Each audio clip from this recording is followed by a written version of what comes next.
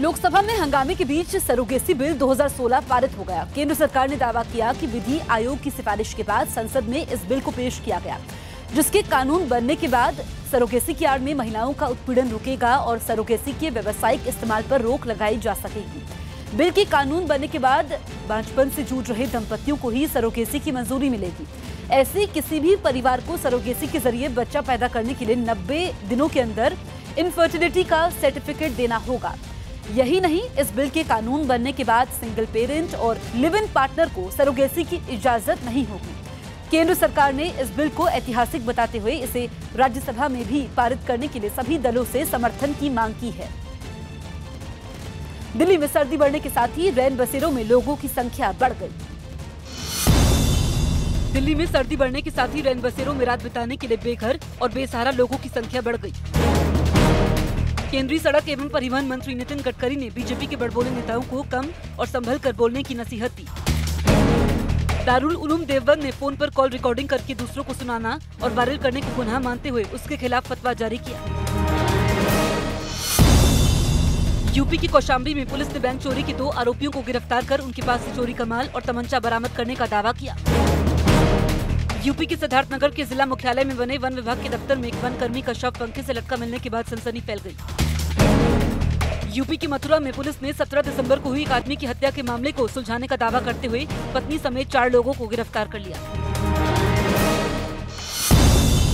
मुंबई के कामगार अस्पताल में लगी आग से 9 लोगों की मौत के मामले में पुलिस ने 3 लोगों को हिरासत में लेकर 2 लोगों को गिरफ्तार करने का दावा किया। यूपी में अलीगढ़ मुस्लिम विश्वविद्यालय के छात्रों ने मार्च निकालकर कश्मीर में पत्थरबाजों का समर्थन किया। रियल एस्टेट कंपनी में निवेशकों से धोखाधड़ी के एक मामले में दिल्ली की साकेत कोर्ट ने पूर्व क्रिकेटर गौतम गंभीर के खिलाफ 10,000 का जमानती वारंट जारी कर उन्हें 24 जनवरी को कोर्ट में पेश होने का आदेश दिया। ऑस्ट्रेलिया की बिग बैश T20 लीग के 8वें सीजन के पहले मैच में ब्रिस्बेन हीट और पिछली चैंपियन एडिलेड स्ट्राइकर टीम के बीच पहली बार बल्ला उछालकर टॉस किया गया। ऑस्ट्रेलिया के पूर्व तेज गेंदबाज मिचेल जॉनसन ने दूसरे टेस्ट के समय भारत के कप्तान विराट कोहली के बर्ताव को अपमानजनक और मूर्खतापूर्ण बताया। टीम इंडिया के पूर्व तेज गेंदबाज जहीर खान का मानना है कि अगर विराट कोहली को उनके आक्रामक रवैये की वजह से सफलता मिलती है और वो अच्छा प्रदर्शन करते हैं तो उन्हें अपना रवैया नहीं बदलना चाहिए और आलोचकों की बातों को नजरअंदाज करना चाहिए। भारतीय फुटबॉल टीम की नई किट बुधवार को लॉन्च की गई, जिसके बाद यूएई में 5 जनवरी से शुरू होने जा रही AFC एशियाई कप में खिलाड़ी नई जर्सी में दिखाई देंगे। पाकिस्तान की जेल में बंद रहे भारतीय इंजीनियर हामिद निहाल अंसारी विदेश मंत्री सुषमा स्वराज को देखकर रोने लगे। वो जासूसी के आरोप में 6 साल तक पाकिस्तान की जेल में बंद थे, जिन्हें भारत सरकार के दखल पर रिहा किया गया। जिसके बाद मुंबई के रहने वाले हामिद अंसारी अपने परिवार के साथ विदेश मंत्रालय में सुषमा स्वराज से मिलने पहुंचे, जिस पर विदेश मंत्री सुषमा स्वराज ने हामिद की रिहाई पर उनकी मां को गले लगाकर बधाई दी। बहुत ज्यादा जिसे कहते हैं ना, बहुत ज्यादा।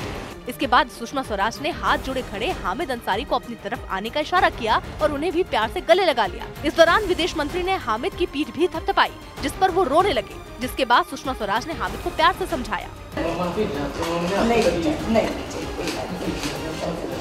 ऐसा बच्चे इसमें माफी का सवाल कीजिए ना, भाग्य होता है तो भाग्य आ जाए। नहीं बच्चे। इस बीच सुषमा स्वराज और अपने बेटे की बात सुनकर पास खड़ी हामिद की मां भी भावुक हो गई। मेरा भारत महान, मेरी मैडम ने सब किया है मैम। इस मुलाकात के बाद हामिद अंसारी के पिता ने विदेश मंत्री सुषमा स्वराज और केंद्र सरकार की जमकर तारीफ की। हमारा बच्चा आया, हम बहुत खुश हैं।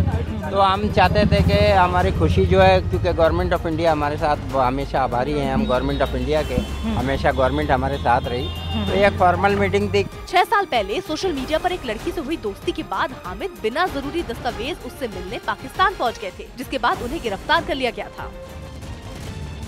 दार्जिलिंग में लगातार हो रही बर्फबारी ने लोगों की मुश्किलें बढ़ा दी हैं। बर्फबारी की वजह से ठंड काफी बढ़ गई, जबकि सड़क यातायात का बुरा हाल हो गया, क्योंकि वहां सड़कें बर्फ की सफेद चादर से ढक गई। बर्फबारी के दौरान वहां से गुजर रही एक गाड़ी बीच रास्ते में ही फंस गई, जिसके बाद उसमें सवार लोगों को गाड़ी बीच रास्ते में ही छोड़नी पड़ी। हालांकि इस दौरान कुछ लोग बर्फबारी का मजा लेते हुए भी दिखे।